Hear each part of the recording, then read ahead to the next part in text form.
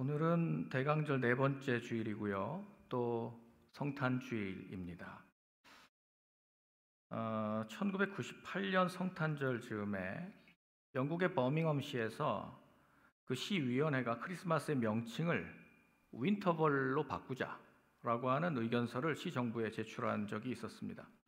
윈터벌, 윈터, 겨울에 페스티벌, 겨울 축제라고 바꾸자. 크리스마스를 윈터벌로 바꾸자라고 하는 것은 최근 들어 크리스마스는 더 이상 예수 그리스도의 탄생일만 의미하는 게 아니라 그냥 연말 연시에 우리 사람들이 흥겨운 이런 축제 분위기를 상징하는 단어가 되었으니까 더 이상 종교적인 용어 쓰지 말고 크리스마스라고 하지 말고 윈터벌이라고 하면 좋겠다라고 하는 이 제안을 시의회에서 한 것이죠. 그래서 영국의 성공회가 시위원회의 발상은 세속주의의 극치라고 하면서 윈터벌이라고 하는 이름은 믿음과는 아무런 상관이 없는, 그건 상업적인 단어에 불과하다, 그건 일고의 가치도 없다라고 해서 막았습니다. 근데 여러분, 요즘에 미국에서도 메리 크리스마스라고 하는 논쟁이 있잖아요. 메리 크리스마스보다는 해피 할러데이를 더 많이 쓰고 있는 이런 상황입니다. 이런 현상은 기독교의 색채를 지우고 이 세속화가 지금 이 땅을 덮고 있는 이 사회상을 반영하고 있다고 할 수 있습니다. 실제로 오늘날도 성탄절을 가장 먼저 알리는 곳은 교회가 아닙니다. 애석하게도 백화점이나 아니면 큰 대형 마트나 각각의 어떤 상권을 가지고 있는 장사들이 제일 먼저 성탄절을 축하합니다. 그래서 그들은 성탄절이 오면 산타 할아버지, 또 크리스마스 트리 이런 것들을 세워놓고 우리는 화이트 크리스마스를 노래하고 있습니다. 그러니까 전부 다 연인들이 즐거워하는 그런 낭만의 계절처럼 이렇게 되어버렸고, 또 연말 연시에 흥청망청 사람들은 그냥 즐기는 그런 시즌처럼 되어버렸다는 말이죠. 심지어 기독교인들조차도 이제 이 크리스마스의 진정한 주인공이 누구신지를 망각하고 있지는 않은가? 별로 관심도 없는 것 같고, 그냥 우리도 똑같이 이 세속적이고 상업적인 이런 성탄절의 분위기에 우리도 빠져들고 있는 것 같습니다. 성탄절은 그저 우리가 먹고 마시고 선물 교환하고 하는 그러한 세속적인 절기가 아닙니다. 물론 다 그것이 기원이 성탄에서 온 것이지만 이제 의미가 점점 퇴색되어 가고 있다라고 하는 것에서 우리는 다시 그러면 예수님이 오신 이 성탄절의 목적을 회복할 필요가 있겠다 생각이 듭니다. 여러분, 성탄절은 하나님이 사람이 되어 오신 성육신, 인카네이션, 성육신의 절기입니다. 성육신은 말씀이 육신이 되어 우리 가운데 거하신 그 하나님의 아들의 오심, 바로 그 사건을 가리키는 것입니다. 역사는 바로 이 성탄을 통해서 기원 전과 기원 후로 나뉘어지고, 우리 각자의 인생도 예수 그리스도를 모심을 기점으로 해서 여러분들의 삶도 그렇게 갈라집니다.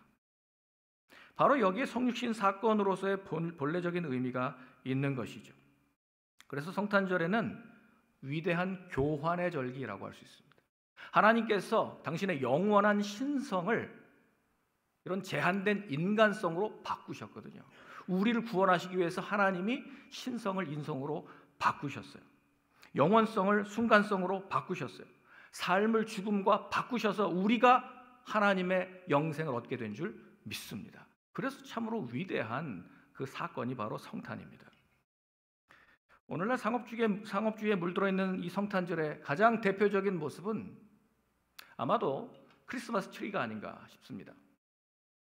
거리에도 큰 건물에도 아이오와 이 시티에는 보니까 성탄 트리보다는 이 나무, 기존에 있는 그 가로수 나무에다가 장식을 해놨더라고요. 라이팅을 해가지고. 그리고 눈꽃 이런 것들 이렇게 상징하던데, 안 그래도 겨울왕국인데 진짜 겨울왕국처럼 그렇게 해놨더라고요. 성탄의 의미는 별로 안 보여요. 근데 여러분, 이 성탄 트리, 성탄목이 무엇을 의미하는지 아십니까? 본래는 왜 우리가 크리스마스 때 성탄 목, 이 크리스마스 트리를 하는가? 에덴 동산에 있었던 생명나무를 상징하는 거예요. 예수 그리스도, 바로 그 생명나무를 상징하는 것입니다. 그래서 이사야 11장 1절에 보면 예수님이 오심을 이렇게 말씀하고 있지 않습니까? 이새의 줄기에서 한 싹이 나며, 이사야 11장 1절입니다. 이새의 줄기에서 한 싹이 나며 그 뿌리에서 한 가지가 나서 결실할 것이요 라고 그랬잖아요. 그 예언하신 대로 그리스도가 오심을 기념하는 상징이에요. 예수님이 육신을 입으시고 우리를 위해 이 땅에 오셔서 또 십자가에 달려 죽으신 바로 그 나무를 상징하는 것입니다. 그리고 그 성탄 목에 원래 장식하던 것들이 있는데요. 원래 장식하던 것들은 이렇습니다. 에덴에서 우리가 금단의 열매를 먹었잖아요. 그래서 우리가 죄인이 되었잖아요. 예수님 그 죄 문제 해결하기 위해서 오셨거든요. 그래서 성탄 추리에는 사과를 원래 장식하는 거였습니다. 사과, 선악과를 상징하는 사과. 그리고 사막에서 생명을 피워내는 소망의 주 예수 그리스도를 상징하기 때문에 사막에서 꽃이 핀다. 장미를 거기다가 답니다. 그리고 우리의 신령한 만나이신 예수님. 그래서 우리의 양식, 만나를 기념하기 위해서 빵 모양의 과자를 답니다. 빵. 아마도 그래서 제일 그나마 흡사한 게 진저브레드맨이 아닌가 싶습니다. 우리가 먹어야죠. 예수님이 양식으로 오셨어요. 그리고 세상의 빛으로 오신 예수 그리스도를 상징하는 촛불입니다. 촛불. 그래서 원래 여러분 이 크리스마스 트리에 달아야 될 것은 사과, 장미, 그리고 빵, 과자, 빵, 우리 음식, 촛불입니다. 이 네 가지를 달아야 되는데 요즘에 대부분 이런 건 없을걸요? 뭘 달죠? 눈을 상징하는 솜, 그 다음에 산타, 그리고 캔디 케인, 달달한 그 지팡이, 사탕, 그리고 선물 달라고 큰 이 양말, 이런 거 달아요. 그러니까 얼마나 우리가 변질됐는지 이제 알게 되는 거죠. 2000년 지나면서 참 많이 변했습니다. 많이 변했어요. 이런 상업주의에 물든 우리의 성탄절과 달리 2000년 전에 첫 번째 성탄절로 다시 한번 돌아가 봅시다. 그때 우리를 위해 오신 아기 예수님을 진정으로 기쁨으로 맞이했던 사람들이 있습니다. 그래서 오늘 저는 여러분과 함께 2000년 전 첫 번째 이 땅에 오셨던 그 예수님을 어떻게 사람들은 맞이했는가 하는 이야기를 함께 나누어 보면서 여러분들에게 우리가 성탄의 의미와 어떻게 하나님을 경배해야 될지 살펴보는 시간이 되었으면 좋겠습니다. 바로 예수님께 제대로 경배한 분들이 오늘 본문에 나오는데요. 동방박사 이야기입니다. 먼 동방에서 아기 예수의 나타나심을 알리는 그 신비한 한 별을 보고 찾아왔죠. 여러분, 동방박사들이 누굴까요? 그들은 이 성경엔 자세하게 나와 있지는 않기 때문에 역사를 통해서 우리가 추적해 본다면 기원전 7세기경에 그 메데라고 하는 강력한 제국이 있었어요. 그 메데파사라고 알려져 있죠. 메데랑 페르시아라고 하는 이 강력한 제국의 천문학자들입니다. 그래서 이들은 꽤 큰 세력의 군대를 동원하고 다니면서 바벨론과 또 이 팔레스타인까지 영향력이 꽤 있었던 사람들이었습니다. 그래서 그들이 여행할 때는 수많은 군인들, 노예들을 대동하고 다녔거든요. 그러면 오늘 우리 성경에 보면 이 동방박사들이 왔다고 하는데 단지 3명만 온 것은 분명히 아닐 거예요. 지금 대동하고 있는 이 그룹이 꽤 컸을 거라고 우리는 알 수 있습니다. 이 유력한 사람들이기 때문에 아마 어느 정도 소규모의 군대를 끌고 지금 왔을 거라고 저는 생각합니다. 이 먼 거리거든요. 그러니까 오늘 본문 2절 한번 보면요, 이것이 그 당시 헤롯에게도 꽤나 충격적인 그런 방문이니까 헤롯이 긴장할 수밖에 없었죠. 그 2절에 동방박사들이 헤롯을 찾아가서 이렇게 말합니다. 유대인의 왕으로 나신 이가 어디 계시냐? 우리가 동방에서 그의 별을 보고 그에게 경배하러 왔노라. 그랬더니 3절에 헤롯 왕과 온 예루살렘이 이 말을 듣고 난리가 난 거죠. 글자 그대로 난리가 난 거예요. 유대인의 왕이 왔어. 그리고 또 지금 이 사람들은 웬 행차인가? 이 큰 군대의 규모, 이건 어디서 온 건가? 이 사람들은 무언가? 긴장할 수밖에 해요.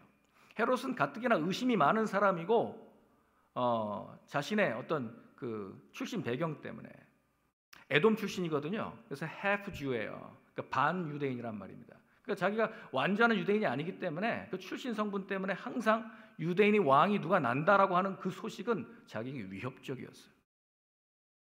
얼른 제거해야 되는데 지금 제일 긴장했던 그 소식을 헤롯이 듣게 된 것이죠. 그러니까 헤롯이 이들을 초청하지 않을 수도 없었고 이 세력 앞에 또 그들의 질문 앞에 긴장하고 소동이 일어날 수밖에 없었다는 거예요. 그래서 겉으로는 동방 박사들을 지금 환영하는 것처럼 보이지만 실상은 어떻게든 그 위치를 내가 알아내서 그 유대인의 왕으로 난다는 그 사람을 제거해야 되겠다라고 하는 사리를 가지고 있었던 것입니다. 오늘 말씀의 핵심적인 부분으로 한번 들어가 봅시다. 동방 박사들이 그러면 그 먼 길을 여기까지 찾아온 이유가 무엇입니까? 2절 말씀 우리 다시 한번 보겠는데요. 2절 같이 읽겠습니다. 시작. 유대인의 왕으로 나시니가 어디 계시냐? 우리가 동방에서 그의 별을 보고 그에게 경배하러 왔노라. 너무나 분명하죠? 너무나 분명해요. 동방 박사가 온 이유는 유대인의 왕이 나셨으니 우리는 그 메시아에게 경배하러 왔습니다 라고 하는 것이 분명하게 여기 명시되어 있습니다. 11절 말씀도 함께 보겠습니다. 11절 같이 읽겠습니다. 집에 들어가 아기와 그의 어머니 마리아가 함께 있는 것을 보고 엎드려 아기께 경배하고 보배합을 열어 황금과 유향과 모략을 예물로 드리니라. 아멘. 여러분 왜 왔다고요? 그 아기에게 경배하기 위해 왔다. 그리고 그분께 최고의 예물로 내가 경배를 표시하려고 준비해가지고 온 것이 있다라고 말하고 있는 거예요. 그러니까 그들이 동방에서부터 예루살렘까지 우리 요즘 마일로 계산하면 500마일이 넘어요. 그 먼 길을 그들이 낙타를 타고 또 군대를 동원해서 먼 길을 온 이유가 뭡니까? 그 왕을 예배하기 위하여, 경배하기 위하여 왔다라는 것입니다. 그러면 그들을 인도한 것이 무엇입니까? 별이에요. 그들은 천문학자였거든요. 뭔가 이상한 별이 딱 떠서 그들을 인도한 겁니다. 저거 메시아 별이다라고 하는 것을 그들은 점성학자였기 때문에 알았어요. 특이하다 저 별은. 그래서 왕이 나셨다는 징조라는 것을 알고 그 별을 따라오는 겁니다. 그럼 여러분 예수님의 탄생이 왜 별의 출현으로 계시되었을까요? 그것은 구약 성경의 많은 곳에서 메시아의 나타나심은 별 또는 빛으로 이렇게 상징된 적이 많습니다. 그렇게 예언됐어요. 이사야 9장 1절 2절 말씀을 보겠습니다. 이사야 9장 1절 2절 말씀 보면 제가 한번 읽어보겠습니다. 전에 고통받던 자들에게는 흑암이 없으리로다. 옛적에는 여호와께서 스불론 땅과 납달리 땅이 멸시를 당하게 하셨더니 후에는 해변길과 요단 저쪽 이방의 갈릴리를 영화롭게 하셨느니라. 2절 다 같이. 흑암에 행하던 백성이 큰 빛을 보고 사망의 그늘진 땅에 거주하던 자에게 빛이 비추었도다. 아멘. 여러분 저 흑암 가운데 큰 빛이 비추도록 오신 분이 누구십니까? 바로 예수 그리스도를 예언하고 있는 이사야의 예언의 말씀이에요. 민수기 24장 17절 말씀에도 나오는데요. 앞부분을 생략하고 하반절부터 본다면 한 별이 야곱에게서 나오며 한 규가 이스라엘에게서 일어나서, 저 한 별이 누구예요? 야곱에게서 나오는 한 별? 예수 그리스도를 말하는 거예요. 다윗의 별 예수 그리스도를 말하는 거예요. 결국 베들레헴의 광명한 새벽별은 메시아의 탄생을 고하는 소망의 별이었던 것입니다. 그래서 요한계시록 22장 16절에도 보면 요한계시록은 예수님이 직접 말씀하세요. 직접 사도 요한에게 직접 말씀하시는데 같이 읽겠습니다. 나 예수는 교회들을 위하여 내 사자를 보내어 이것들을 너희에게 증언하게 하였노라. 나는 다윗의 뿌리요 자손이니 곧 광명한 새벽별이라 하시더라. 아멘. 예수님이 당신 자신을 나는 광명한 새벽별이다 라고 말씀하셨어요. 요한계시록에서는 1장부터 계속 예수님이 별로 자신을 계시하시고 또 빛으로 계시하고 계십니다. 주는 저산 밑에 백합, 빛나는 새벽별, 이 땅 위에 비길 것이 없도다. 우린 그렇게 찬양하잖아요. 빛나는 새벽별이 예수 그리스도예요. 예수 그리스도. 이 광명한 새벽별로 오신 주님은 이 캄캄한 어둠 가운데, 죄로 인해서 완전히 죽음 가운데, 사망의 그늘 가운데 빠져 있었던 우리 사람들을 구원하시기 위한 세상의 빛으로 오셨습니다. 그래서 이 별로 안내를 한 것이죠. 요한복음 8장 12절에도 예수님이 스스로를 뭐라고 말씀하십니까? 요한복음 8장 12절 같이 읽겠습니다. 예수께서 또 말씀하여 이르시되 나는 세상의 빛이니 나를 따르는 자는 어둠에 다니지 아니하고 생명의 빛을 얻으리라. 아멘. 예수님은 세상의 빛으로 오셨어요. 예수님을 따르는 자에게는 어둠이 없는 줄 믿습니다. 빛이 임하면 어둠은 물러가게 되어 있거든요. 여러분 빛의 자녀들인 줄 믿습니다. 빛의 자녀들답게 행하시기 바랍니다. 결국 동방 박사들이 그 먼 길을 찾아가서 아기 예수님께 경배하고 그들이 준비해온 그 귀중한 보배합을 열어서 이 예물을 드려서 경배했다라고 하는 것, 그런 다른 이유가 있는 게 아니에요. 바로 영원한 빛, 구원의 소망이 되시는 예수 그리스도를 바로 찾고 그분에게 나의 귀중한 것을 드리겠다라고 하는 최고의 예배를 드리려고 그 먼 길을 온 것이죠. 근데 놀라운 사실은 여러분 창세기 3장 15절에도 이미 예언이 되어 있었잖아요. 그 여자의 후손으로 오시는 분이 뱀의 머리를 상하게 할 것이라고, 이미 여자의 후손으로 처녀가 잉태하여 아들을 낳을 것이라고 수많은 선지자들이 이미 예언을 했음에도 불구하고, 그리고 어디서 날 것인 것까지, 예수님이 태어난 그 장소까지 정확하게 예언이 되어 있음에도 불구하고 이스라엘 백성들은 정작 메시아, 자기들의 구원자를 기다리지 않았습니다. 그리고 몰랐습니다. 지금 멀리 동방에서 이방인들이 그 별을 따라 온 거예요. 그래서 소동이 일어난 것이죠. 유대인들은 그 축복이 자기 민족을 통해서 왔고 자기 민족에게 가장 먼저 왔음에도 불구하고 그들은 예수님을 찾지도 않았습니다.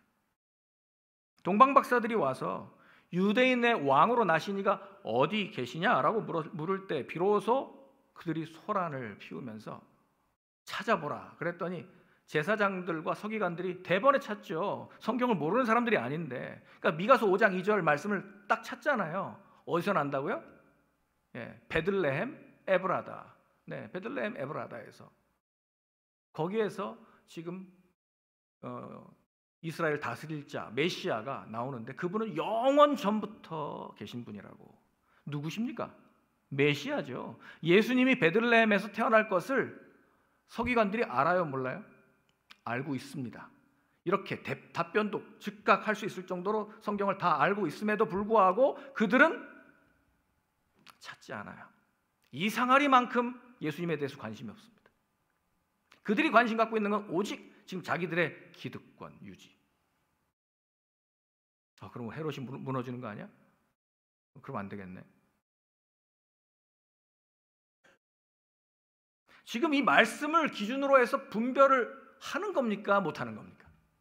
말씀에 있는 걸 알고는 있는데 전혀 말씀과는 상관없이 따로 놀고 있지 않습니까? 이 사람들이.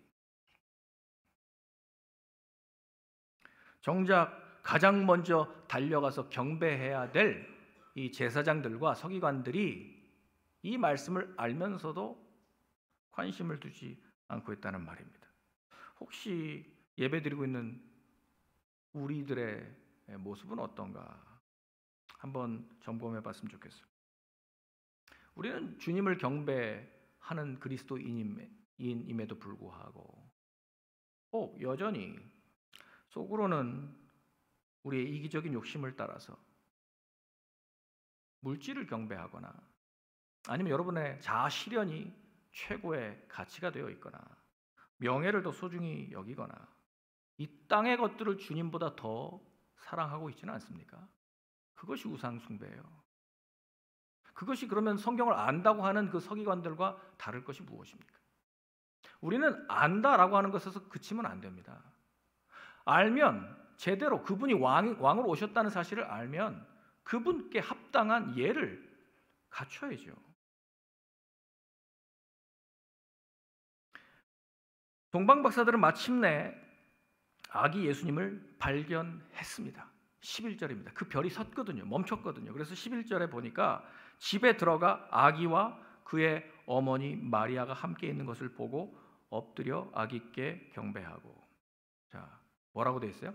누구에게 경배하고? 아기께 경배하고. 아기 예수님께 엎드렸습니다. 엎드려 경배했습니다. 지금 이 나이 많은 그리고 권력이 있는 이 박사들이 아기한테 엎드려 경배했습니다. 여러분 이상하지 않습니까? 상식적으로 생각해봐도 산모와 아기가 있으면 누구한테 인사하는 게 상식입니까? 수고했다고 산모에게 축하도 하고 인사도 하고 그럴 것 같은데 지금 이분들은 누구한테 경배하고 있습니까? 아기. 산모에 대한 관심이 그렇게 없어요. 이분들은 관심이 오직 그 아기. 지금 하나님의 아들이 오셨다라고 하는 거기에 꽂혀 있는 거예요. 집중하고 있는 거예요. 그러나 우리 2000년의 기독교 역사 가운데 얼마나 많은 경우에 우리는 그 성모를 너무 높여서 숭상했던 그런 역사들도 있습니다. 그러나 우리 다시 돌아가야 돼요. 아기에게 집중하셔야 됩니다. 아기. 그분이 하나님의 아들이라는 사실이에요. 동방박사들은 진정으로 경배할 분은 오직 우리 주 예수 그리스도뿐임을 분명하게 알고 있었습니다. 사랑하는 성도 여러분, 2024년도 성탄절 이제 3일 남았습니다. 다시 한번 우리가 어떤 태도로 주님을 맞이해야 할 것인지 우리도 분명히 우리의 입장을 분명히 해야 됩니다. 이제 동방박사들의 모습에서 참된 성탄을 맞이해야 할 우리가 생각할 것이 한 가지 더 있는데요. 그것은 바로 동방박사들이 드린 저 예물을 우리 좀 살펴볼 필요가 있습니다. 수많은 성경학자들이 예물이 무엇인가, 무엇을 의미하는가라고 하는 것을 연구를 거듭해 왔습니다. 그래서 대부분의 학자가 이 예물에 대한 영적인 해석을 이제 다 밝혀주고 있습니다. 동방박사들이 처음에 제일 먼저 꺼낸 저 황금이라는 저 예물은 무엇을 상징하는 것일까요? 황금은 모든 물질 가운데 가장 최고의 가치를 나타내는 것입니다. 오늘날도 환율이 좀 움직이거나 달러도 좀 약해지는 것 같을 때 어떻게 합니까? 얼른 골드바를 얼른 황금을 여러분들이 눈독을 들이실 겁니다. 그만큼 변함없는 가치라고 하는 것은 지금까지 역사 가운데 가장 귀한 물질은 금입니다. 황금. 그래서 황금을 드렸다라고 하는 것은 예수 그리스도께서 왕으로 오셨다. 그분이 만왕의 왕이시다라고 하는 것을 고백하는 상징입니다. 두 번째로 유향을 드렸는데요. 유향은 제사장에게 기름을 부을 때 함께 부었던 예물입니다. 그 유향나무에서 나오는 흰 진액인데 그 유향을 통해서 대제사장으로 오신 예수 그리스도께 합당한 예물을 드린 것이죠. 예수님은 대제사장으로서 제사를 주관하지 않으시고 오히려 다른 양을 잡으신 것이 아니라 당신의 몸이 친히 어린 양이 되셔서 당신이 제사장이신 본인의 몸을 들여서 저와 여러분들의 죄, 인류의 모든 죄를 대속하시기 위한 희생 제물이 되셨습니다. 바로 이 부분에 모략을 드린 거예요. 세 번째, 모략을 드린 그 이유는 모략은 죽은 자들을 위한 선물이죠. 죽은 자에게 시체에게 발라드리는 장례 때 쓰는 향품인데 그것을 지금 막 태어난 아기한테 드리는 게 이상하지 않습니까? 동방박사들은 제대로 알았어요. 예수님이 왜 오셨는지, 이 땅에 오신 목적이 무엇인지. 그것은 사람의 몸을 입고 오셔서 저와 여러분들의 이 죄를 다 담당하시고 그 몸으로 죽기 위해 오셨다는 사실을 동방 박사들은 알았던 거예요. 그래서 이 모략이라고 하는 예물을 드려서 예수님의 죽으심을 예비하고 있습니다. 바로 이 세상에 구세주로 오셨다라는 사실을 그들은 경배를 통해서, 이 예물을 통해서 나타내고 있습니다. 한마디로 황금과 유향과 모략, 그 가장 귀중한 이 예물을 드렸다라고 하는 것은 그들은 자신을 들여서 헌신하고 있다는 이야기입니다. 그것이 우리의 경배와 예배의 원형입니다. 우리는 이 동방박사의 첫 번째 크리스마스 예배를 통해서 우리는 배워야 할 것입니다. 우리도 나에게 가장 소중한 것, 내가 헌신할 수 있는 것, 그것을 드림으로 하나님이 예배를 받으시겠구나. 내가 드릴 수 있는 최고의 가치, 그걸 드려서 우리는 예수 그리스도께 경배할 수 있습니다. 여기 우리를 위해 육신을 입고 이 땅에 오신 주님께 가장 귀한 것으로 헌신한 사람의 이야기가 있어서 여러분들에게 소개합니다.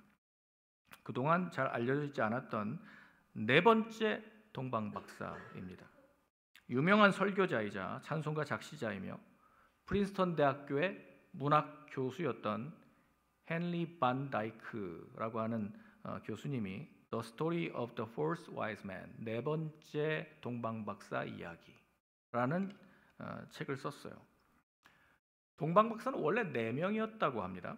그의 이름은 네 번째 동방박사는 알타반이라고 하는데, 그들은 함께 천문학을 연구하다가 문득 광명한 한 별이 나타남을 보고 메시아가 탄생함을 깨닫고 이제 그분께 경배하러 가자라고 합의를 했습니다. 그래서 일단 각자 흩어져서 이 먼 길, 이 순례길을 준비하기 위해서 준비물을 챙겨서 또 왕께 드릴 예물을 준비하여서 한 장소에서 만나서 함께 순례길을 떠나기로 그렇게 약속을 했습니다. 그런데 알타반이 왕께 드릴 예물을 그는 청옥과 루비와 진주를 준비해서 약속 장소로 가고 있는데 유프라테스 강을 건널 무렵에 한 종려나무 밑에 쓰러져 있는 한 사람을 발견한 거예요. 이 순례자였는데 강도를 만나서 흠씬 두들겨 맞고 지금 피투성이로 쓰러져 있는 거예요. 그에게 지금 먹을 것과 물을 나눠주고 또 그를 잘 지극정성으로 간호해주고 그를 안전한 곳으로 대피시켜 놓고 갔습니다. 그렇게 가다 보니까 이미 새 친구들은 떠나고 없는 거예요. 약속 장소에서 자기는 길을 잃은 것이죠. 하는 수 없이 혼자서 갖은 고생하면서 예루살렘까지 이제 찾아갔는데요. 친구들은 이미 그곳을 들렀다가 아기 예수님께 경배하고 꿈의 천사의 지시를 받아서 이미 떠나버리고 난 다음이었습니다. 베들레헴에 가보니까 아기 예수님도 이 헤롯의 공격을 피해서 어머니 마리아와 요셉과 함께 이집트로 지금 피난을 떠난 뒤였어요. 그래서 베들레헴에서 막 수소문하고 찾고 있는데 이 젖먹이 어린 아기를 가슴에 품고 있는 한 여인을 발견하게 됐어요. 근데 바로 앞에는 칼을 든 이 군인이, 헤롯의 병사가 칼을 빼들고 그 아이를 노려보고 있는 것입니다. 왜냐하면 헤롯이 2세 이하의 남자아이, 사내 아이를 다 죽이라고 명령했기 때문에. 지금 그는 이 알타반이라고 하는 이 네 번째 동방박사는 황급히 왕께 드리려고 준비한 예물, 청옥을 꺼내가지고 그 군인을 달랬습니다. 이거 받으시고 이 아이는 살리십시오. 이 아이는 살려주십시오. 그리고 그 아이와 어머니를 안전한 곳으로 피신시켜 주었습니다. 왕께 드릴 청옥을 써버리고 그 아이를 구한 알타반은 하나님께 용서의 기도를 드렸습니다. 그런 후에 아기 예수님을 찾아서 이집트로 나서게 됐습니다. 오랜 기간 거기에 이집트의 이곳저곳을 헤매고 다녔는데 빈민촌, 또 노예시장, 사막 이런 데를 두루두루 다니면서 불쌍한 사람들이 너무 많은 거예요. 너무 많으니까 정말 도와줘야 되겠는데 가진 건 이거 지금 메시아께 드리려고 준비한 루비가 남았는데 이 루비를 팔아서 이 가난하고 또 소외된 이 사람들에게 구제하고 도움을 주었습니다. 그리고 나중에 뒤늦게 알게 됐는데 예수님은 이미 이집트를 떠나서 유대 땅으로 돌아가셨다는 거예요. 그걸 알고 그도 이제 채비를 해서 다시 예루살렘으로 방향을 틉니다. 이렇게 하면서 벌써 33년이라는 세월이 흐르고 말았습니다. 그러나 아직 하나의 예물이 남았죠. 진주가 남아 있습니다. 진주. 33년을 헤매면서도 이 마지막 보물인 진주만큼은 아직까지 꼭 간직하면서 이거는 꼭 내가 왕께 드린다라고 다짐하고 있었습니다. 그가 다시 예루살렘에 돌아왔을 때 자기가 33년 동안이나 찾아 헤매던 그 왕께서 십자가를 지고 골고다로 올라가신다는 소식을 듣게 되었습니다.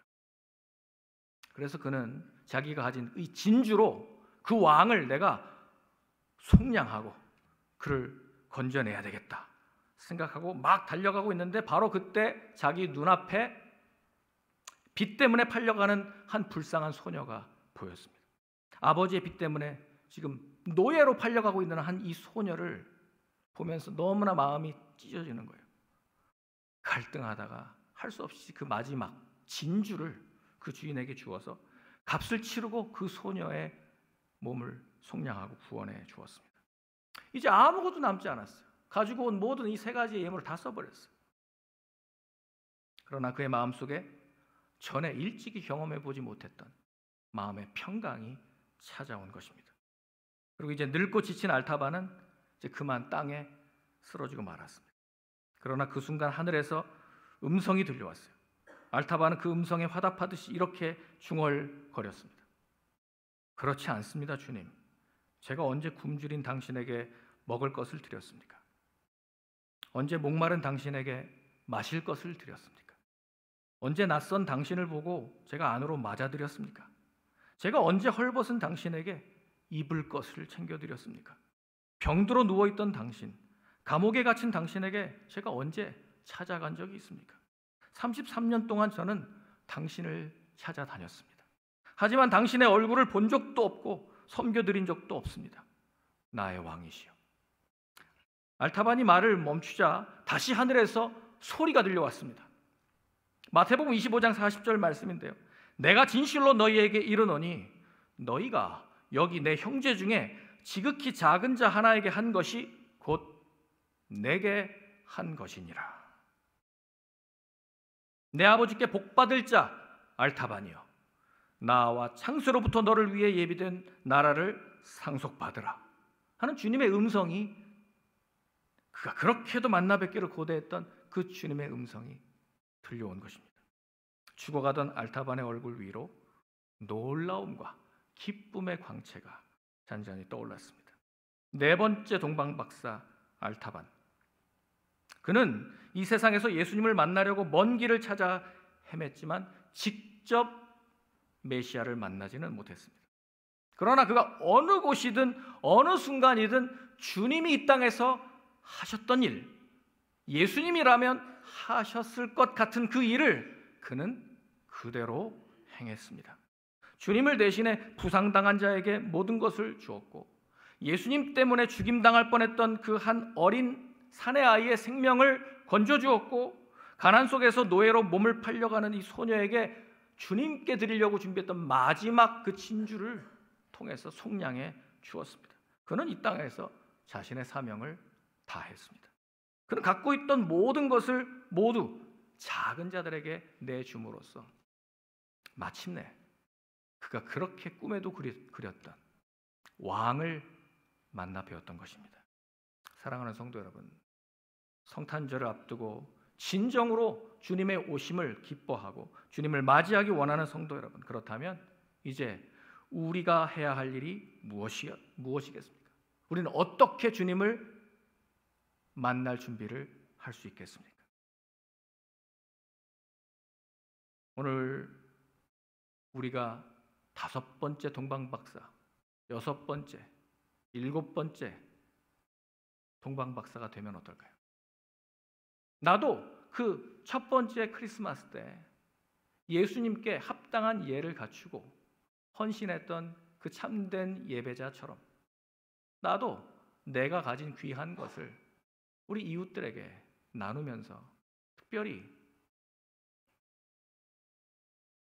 갚을 수 없는 그 사람들에게 나누면서 예수님처럼 그 작은 자를 섬기는 성탄절이 되면 참 좋겠습니다. 우리가 그렇게 성탄절을 맞이하는 참된 예배자로 서게 될 때 우리는 주님께서 알타반에게 해주셨던 그 음성을 듣게 될 것입니다. 내 아버지께 복받을 자들이여, 나와 창수로부터 너희를 위하여 예비된 나라를 상속받으라. 아멘. 우리 이렇게 이번 성탄절을 보낼 수 있기를 주의 이름으로 축원합니다.